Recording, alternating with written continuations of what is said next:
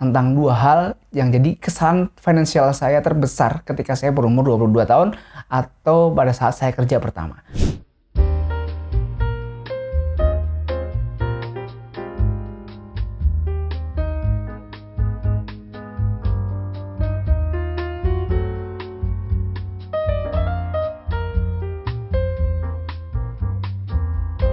Hai, welcome back to my YouTube channel. Thank you buat kalian yang udah datang lagi ke channel ini. Di video kali ini ada sedikit yang berbeda dari video-video sebelumnya. Kalau sebelumnya kita ngomongin tentang career tips nih. Nah, kita coba ngomongin sedikit tentang self development ya. Jadi kayak pengalaman pribadi saya yang mungkin ini berguna buat kamu. Jadi saya akan coba berbagi dua kesalahan besar saya atau kesalahan di bidang finansial terbesar saya ketika saya umur 22 tahun.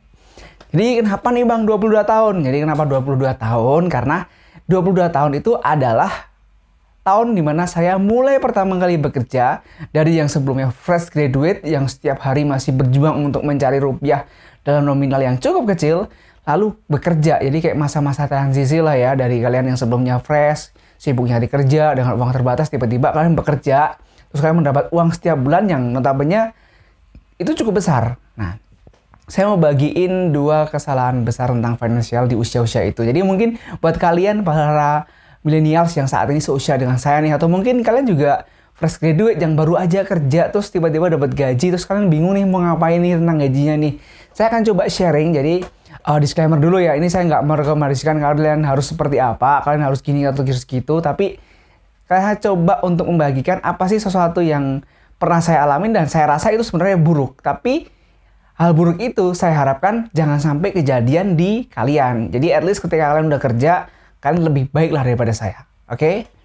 Nah, yang pertama, kesalahan finansial terbesar saya adalah menabung di tempat yang sama. Maksudnya gimana nih Bang? Jadi sebut aja gini lah, menabung di satu rekening yang sama. Jadi dulu pada waktu saya jadi fresh graduate, pertama kali kerja nih, saya tuh punya satu rekening gaji doang. Itu adalah rekening di mana saya nerima gaji setiap bulan. Nah, di rekening itu, ya saya nerima gaji, yang saya ngatur pengeluaran bulanan saya, ya saya nabung untuk nikah, nabung beli rumah, nabung beli mobil, nabung untuk beli apapun, saya campur jadi satu.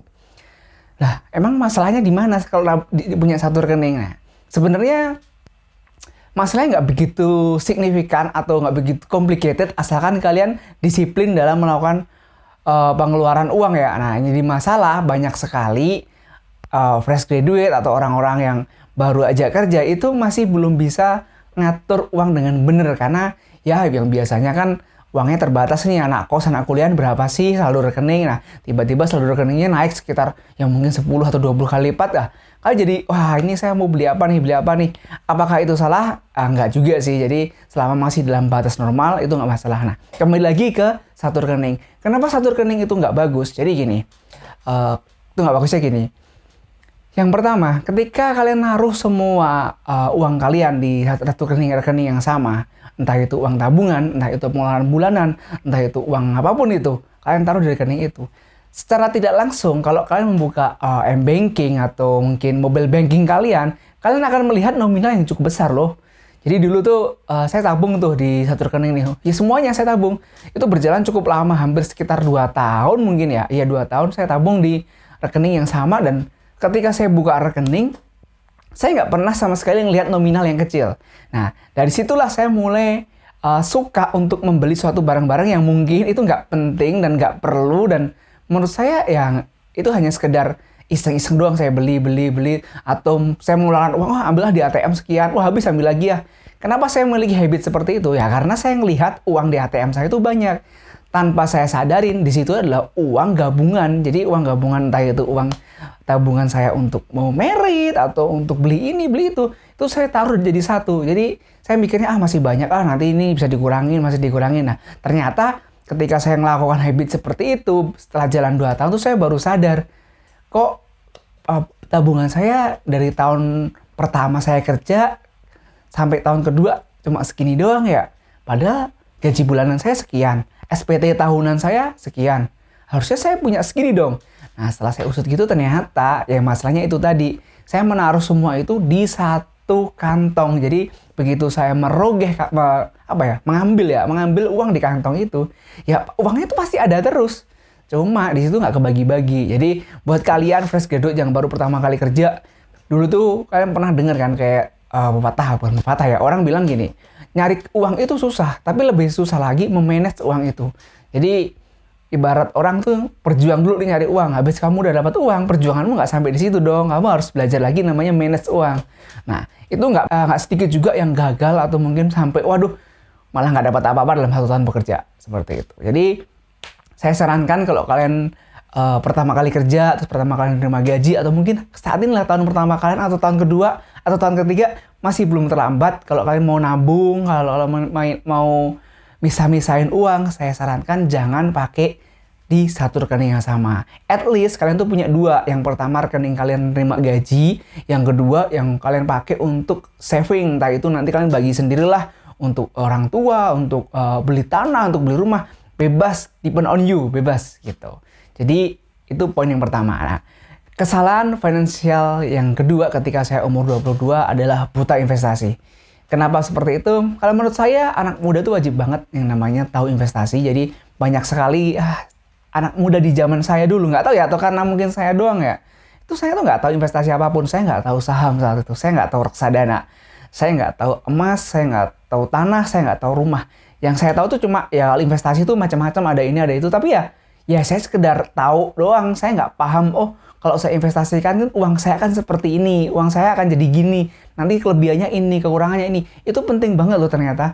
Jadi kalau setelah di tahun ketiga saya tuh baru tahu namanya investasi. Jadi baru mulai investasi, wah dikit sini gitu. Ternyata lebih enak nih. Walaupun kesannya di saldo rekening kalian itu nilainya 0, tetapi kalian tuh punya aset yang sebenarnya ketika itu kalian rupiahkan itu cukup gede. Dan itu membantu banget. Nah, saat ini saya tuh ngelihat generasi milenial sekarang udah mulai seperti itu. Beberapa nih orang-orang di sekitar saya lihat, wah anak-anak muda udah mulai investasi nih, bagus banget. Coba saat saya seusia dengan dia udah mulai investasi, mungkin saya udah punya investasi yang banyak nih. Nah, sedangkan saya mulainya kan udah cukup lama nih, udah 3 tahun kerja baru mulai. Jadi kayak agak sedikit terlambat. Jadi buat kalian para fresh graduate yang baru kerja, selain kalian nabung di pisah rekening tadi, saya sarankan kalian mulai belajar investasi.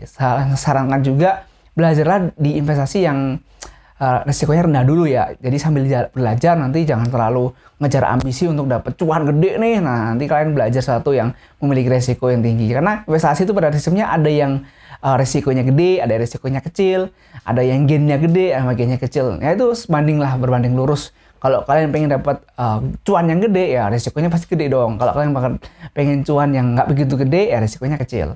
Jadi banyak sekali opsi yang bisa kalian pilih untuk investasi. Nah, ngomongin tentang investasi itu banyak banget. Kalian bisa cari di channel YouTube konten kreator yang lain yang bahas tentang investasi. Ada saham, ada reksadana, ada obligasi, terus ada juga kalian beli tanah, beli emas, semua punya kekurangan dan kelebihan masing-masing. Coba deh mulai pelajarin dari sekarang dan coba sisihkan sedikit dari gaji kalian untuk aset kalian di masa yang akan datang. Karena itu berguna banget nanti pas kalian udah agak lama berinvestasi, itu baru kerasa. Ketika lihat saldo rekening, wah saldo rekening saya cuma ada 1 juta nih. Ternyata ngeliat aset investasimu, wah aset investasi saya udah sampai 70 juta. Jadi itu adalah salah satu opsi atau hal yang bagus banget untuk kalian lakukan, dan itu adalah salah satu kesalahan saya juga ketika saya masih umur 22. Jadi buat kalian, itu tadi tips atau sharing dari saya tentang 2 hal yang jadi kesalahan finansial saya terbesar ketika saya berumur 22 tahun atau pada saat saya kerja pertama. Oke, mungkin itu sharing dari saya. Thank you udah mengunjungi channel ini dan see you next time.